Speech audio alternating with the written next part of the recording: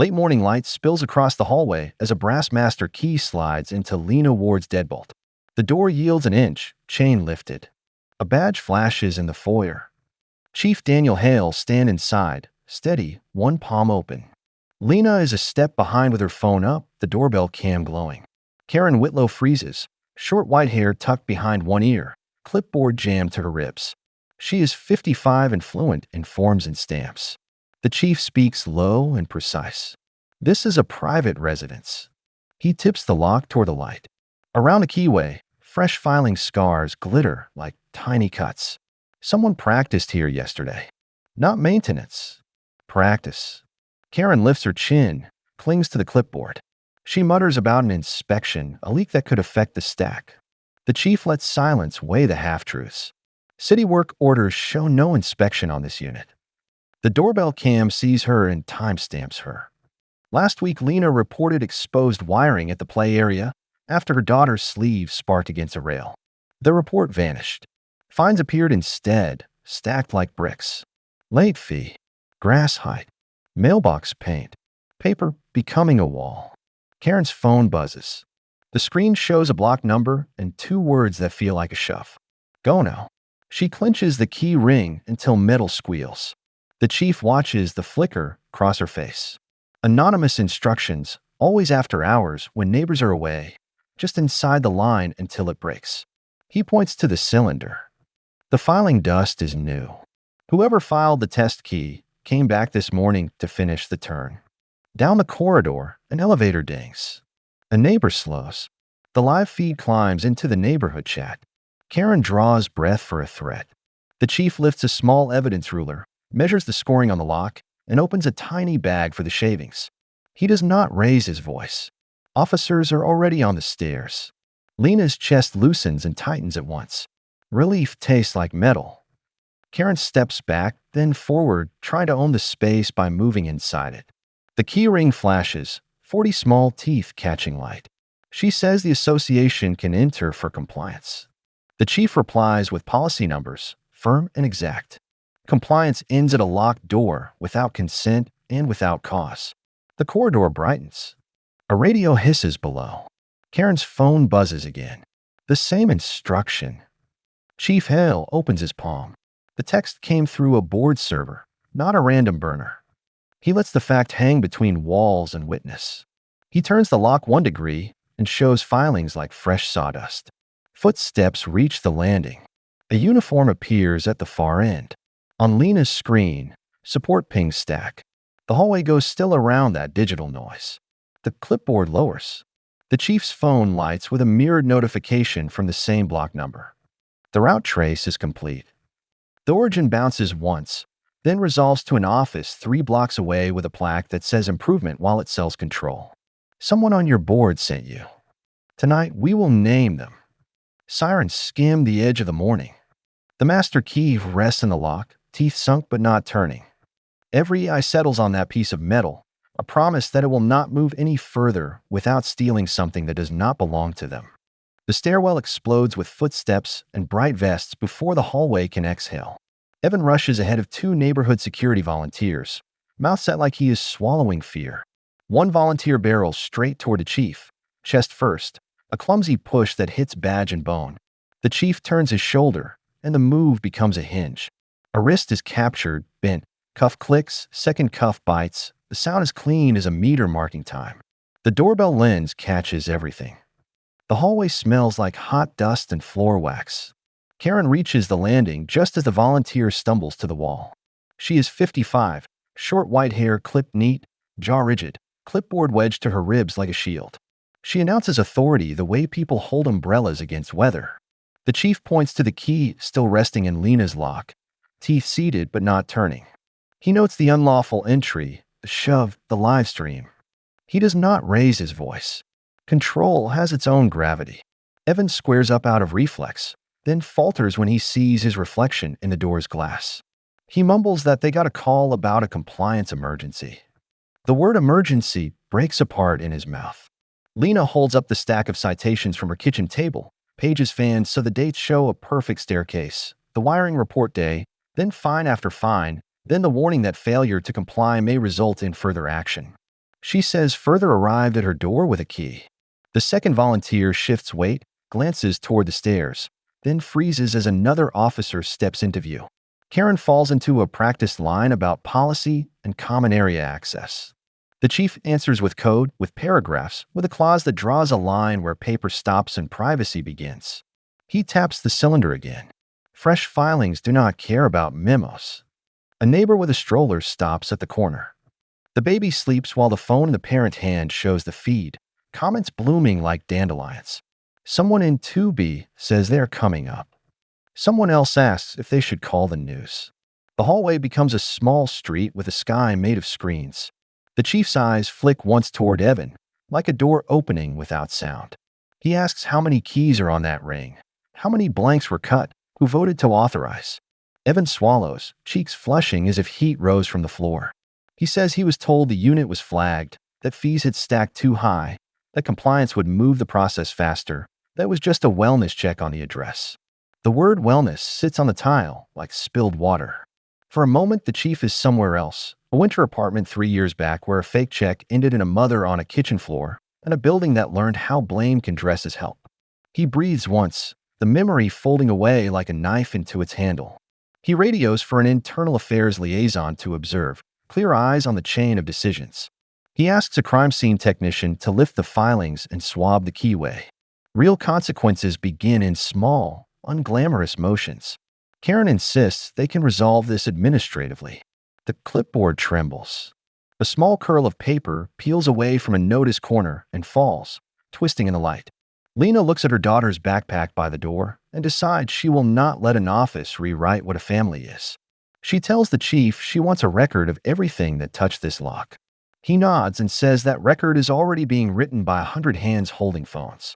Evan shifts again, then speaks so softly that only those close can hear. He says his mother told him this address was a problem property. He says the board had a session where certain units were categorized as friction points, where late charges would build pressure until the path to a quiet transfer opened. He says a ledger exists that shows the flow, not in public minutes but in a drawer. He says he knows the drawer because he locked it after the last meeting. Karen snaps his name with enough force to turn heads. Evan's shoulders fold, but his voice steadies. He says the ledger is in the HOA office with no windows, behind the desk facing the wall, second drawer down, false bottom under the printer paper. He says it will not be there long because a shredder usually sings after board nights. He says tonight is board night. The hallway tilts toward a decision. The chief orders body cams to remain rolling, requests patrol to secure the office, and has a unit hold the exterior. He tells Lena to gather every citation, every notice, every photo of the play area, and keep them flat, not folded. Paper becomes a witness when the ink is allowed to breathe. He tells Evan that stepping forward now is the difference between complicity and repair. Sirens pass outside without stopping, a brief blue wash down the wall. The cuffed volunteer stares at his shoes. The second one lowers his hands, palms open, like setting down a heavy box. Karen tries to reclaim the narrative with talk of bylaws and duty of care, but the words do not stick to the air anymore. Even the building seems to shrug them off. The chief looks at the key in the lock one last time, then lifts it free and drops it into a bag where it lands with a private chime. He says they move now, before the drawer empties itself. Evan nods once, a scared, final shape, and reaches for his fob. The elevator opens with a soft bell, a sound too gentle for what waits in the office with no windows and a ledger that breathes like a trapped thing.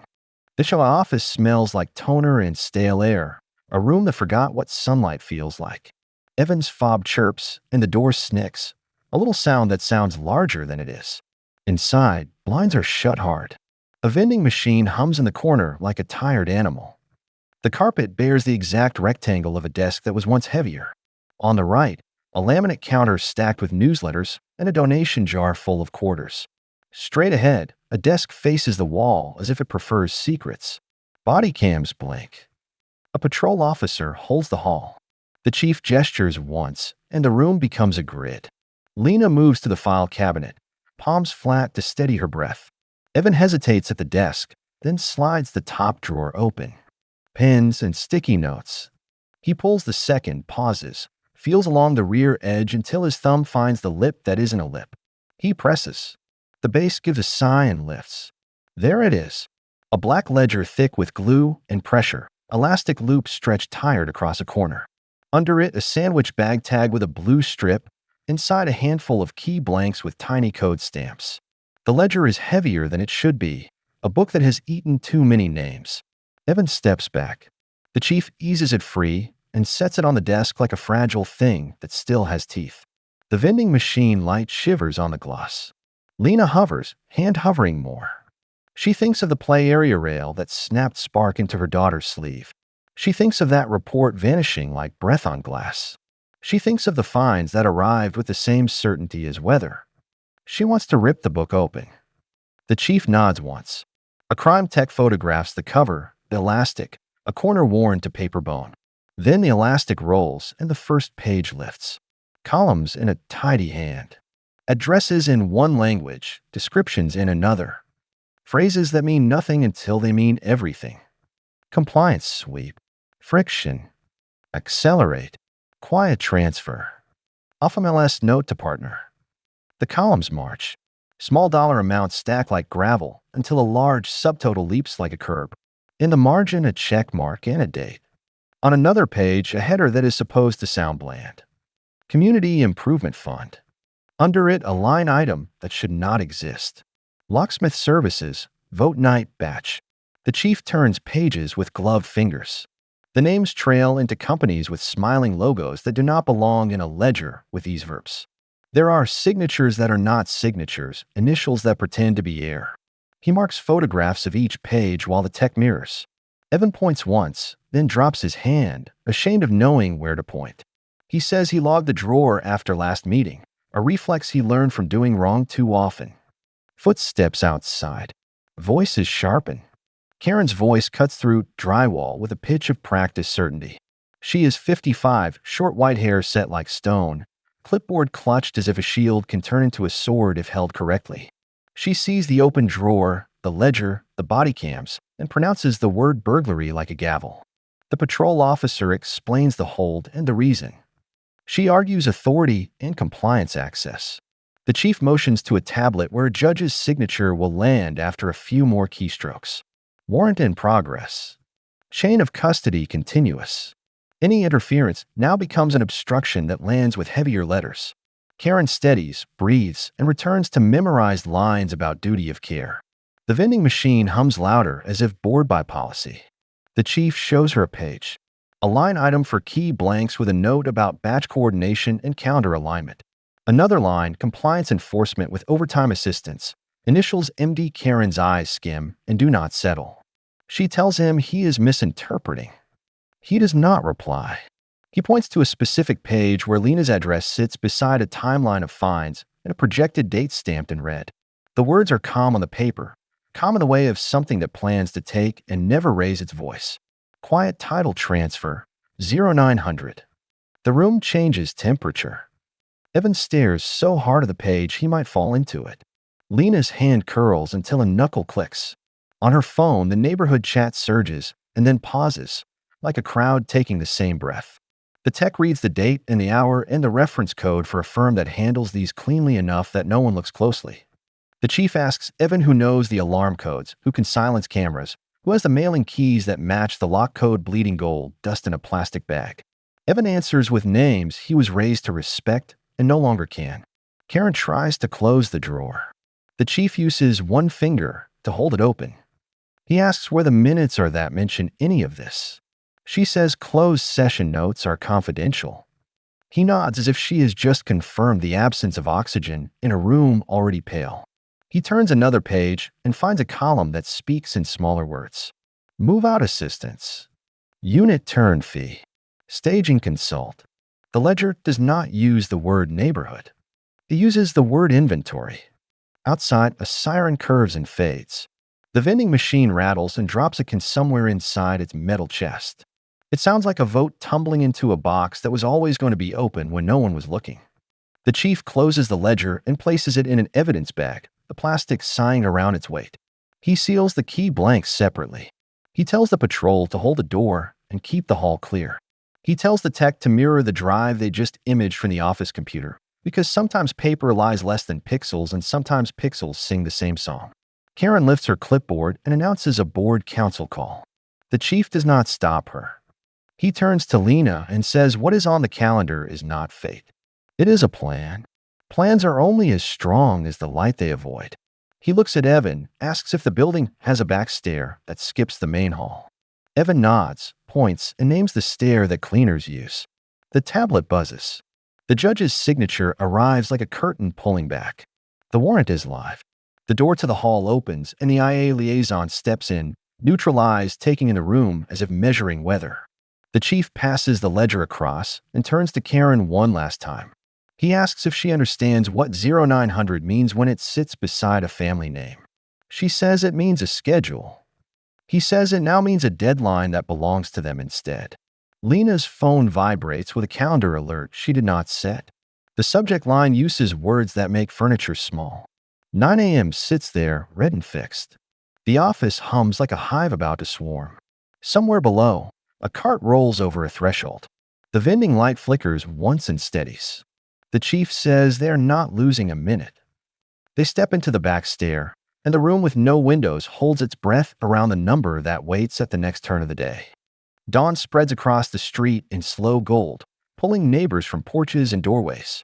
Phones are raised, screens glowing with a doorbell feed from Lena's apartment. A city code inspector steps out of a small sedan, clipboard in hand, orange vest catching the light. The crowd shifts to make room. Chief Hale stands near the curb, body steady in the hum of voices. The air carries that quiet that only happens before something breaks open. Karen Whitlow is already there, 55, short white hair sharp against the morning, her own clipboard gripped hard enough to whiten knuckles. She watches the inspector without blinking.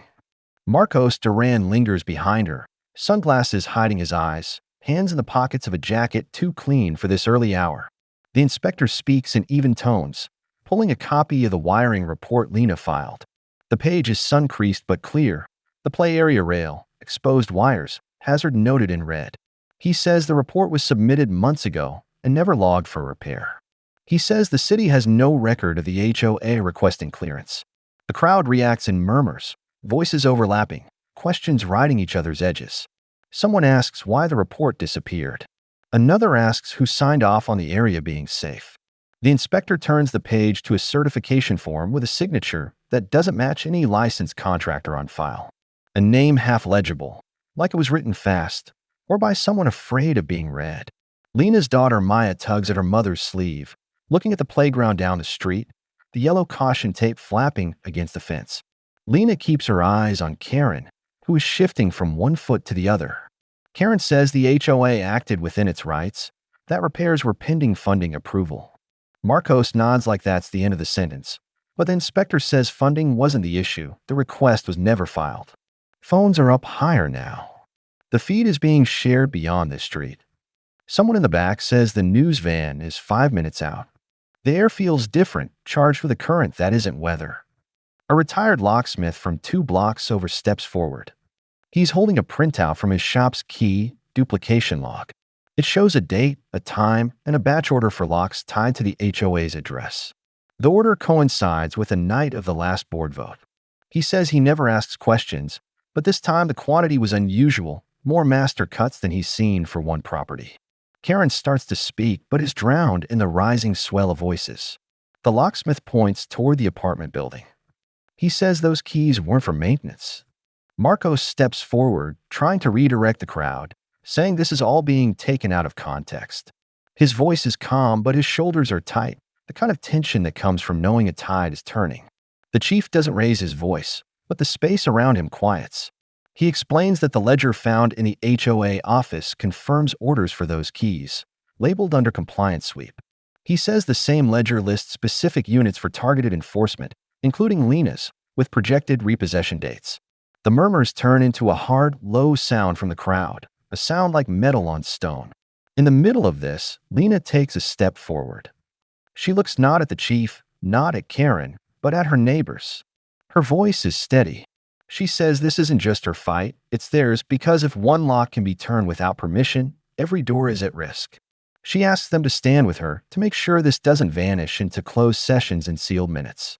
She says if they believe in protecting their own, they need to share this to speak it beyond this block. Her words roll like a pledge and a request. She tells them to keep watching, to stay with her, to add their voice below so others can see they aren't alone. She says the only way this ends is if everyone knows it happened. A few nod. A few start typing. The inspector hands the report to the chief, who slips it into an evidence folder. The sun has cleared the roofs now, painting the pavement in full light. Somewhere in that light, the veneer of control is thinning. The chief's phone buzzes. He reads the screen, face unchanged but eyes narrowing. An emergency eviction order has been filed for Lena's unit, effective tonight. The paper trail is moving faster than the crowd can breathe, and the day has only just started. The courthouse steps glare under midday sun, stone hot enough to press into the soles through thin shoes. Chief Hale takes them two at a time, Lena just behind with an eviction notice folded in her fist, its red block letters bleeding faintly through the paper. Evan trails lower on the stairs, head down, hands restless at his sides. Karen stands off to the right, 55, short white hair stiff in the light breeze, her clipboard angled like a shield she refuses to drop. At the top, a court clerk in a gray shirt and loose tie waits with a manila folder tucked under his arm. His eyes dart between the chief and the paper in Lena's hand. Hale doesn't waste words. He names the docket, the judge, the filing timestamp. The clerk exhales and passes the folder across. Inside are printed emails, meeting notes, and a pair of season ticket stubs for the local arena, stapled to an envelope with the judge's clerk's name on it. Dates match the sudden acceleration of certain cases. A connection that was meant to stay invisible now sits exposed in daylight. The wind catches one of the pages, lifting it toward the marble edge. Lena grabs it before it falls, her hand brushing ink that will not wash away. The clerk says he didn't want to be part of this anymore, that the tickets were left for him with a note about prioritizing critical cases. He says he knew some of those cases weren't emergencies, but the paperwork was dressed to look like they were. He didn't ask questions then. He's answering now because he saw the doorbell footage. Evan's jaw tightens as the words land. He glances at his mother standing rigid on the side, white hair bright against the darker stone. She looks straight ahead, refusing to acknowledge the admission. The chief asks the clerk to write a formal statement while memory is fresh. The clerk nods and pulls a pen from behind his ear. Below on the sidewalk, a patrol officer waves to get Hale's attention. Marcos' SUV just pulled away from the HOA building, tinted windows hiding the passengers. The officer says the driver rolled through the stop sign hard, headed toward the development site on the east end. Hale tells him to send a unit to follow, without lights. He knows sudden movement means a piece of the plan is being moved or hidden. Karen's voice cuts in tight, accusing the chief of harassment, of dragging this into public when it should be resolved within the community. Her choice of words makes Lena step toward her. Lena says the community isn't a room with the blinds closed, and whatever lives in the dark doesn't get to decide who stays in their home. The clipboard in Karen's hands tilts, but she doesn't let go. The clerk finishes his statement, hands it over with the tickets as physical evidence. Hale slips them into an envelope, sealing it with a strip from his jacket pocket. The paper crackles in the heat.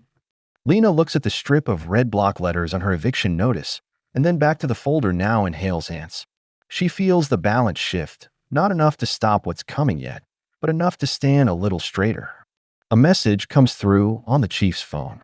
A neighbor sends a photo. A contractor truck parked 2 blocks from Lena's building, men unloading sheets of plywood, tool belts heavy with drills. The timestamp is now. Hale's eyes meet Lena's. He says they're moving faster. She doesn't need to ask what that means. Evan speaks up, voice low but steady. He says Marcos talked last week about securing units before legal close to avoid surprises. He says those trucks aren't there for repairs. They're there to make the apartment unlivable before nightfall. Karen tells him to stop talking, but he keeps going, telling the chief the contractors were told to ignore tenants if they showed up, just to get the work done. That the paperwork would follow. Hale calls the officer below, orders them to block any crew from approaching the unit until a stay can be filed. The officer moves without question. The sound of footsteps on the stairs echoes against the building, a rhythm that feels like a countdown. Lena tucks the eviction notice flat under her arm. She's not leaving the courthouse without something in writing that will hold until morning. Hale tells her they'll get it, but warns that the other side is trying to run the clock out. They need to be faster than the trucks, faster than the paper. He scans the steps once, then heads down toward the patrol car, the heat bouncing off stone and glass. Evan follows, Karen a few steps behind, her eyes hard but her pace quickening as if she knows the next scene is already being built at the edge of her street. Late afternoon lays long shadows across the block. The low hum of voices carries up from the street where neighbors have gathered, shoulder to shoulder, forming a solid line across the narrow walkway to Lena's apartment. Faces are tense but steady, eyes locked on the slow approach of a contractor crew, rolling a cart stacked with plywood sheets and a tool case. The cart wheels click over sidewalk seams. The smell of cut lumber drifts ahead of them. Chief Hale stands in front of the line, the folded stay order in his hand. Behind him, Lena holds Maya close, the girl's small hand gripping the hem of her mother's jacket.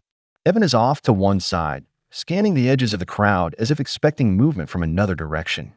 The contractor at the front stops just short of the line, eyes flicking from the paper in Hale's hand to the cluster of phones filming from porches and steps. Karen is there, 55, short white hair gleaming under the golden light, her posture coiled tight. She pushes forward, closing the distance, her voice sharp with certainty.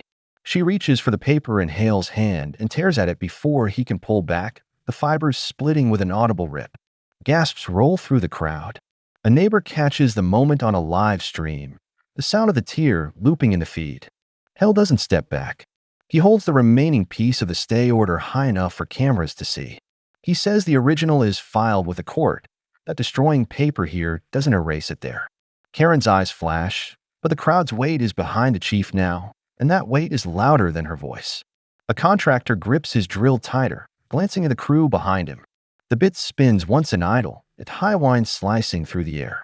Hale steps forward, placing himself between the drill and the building. He tells the crew they will not touch the doorframe. He tells them the job is over.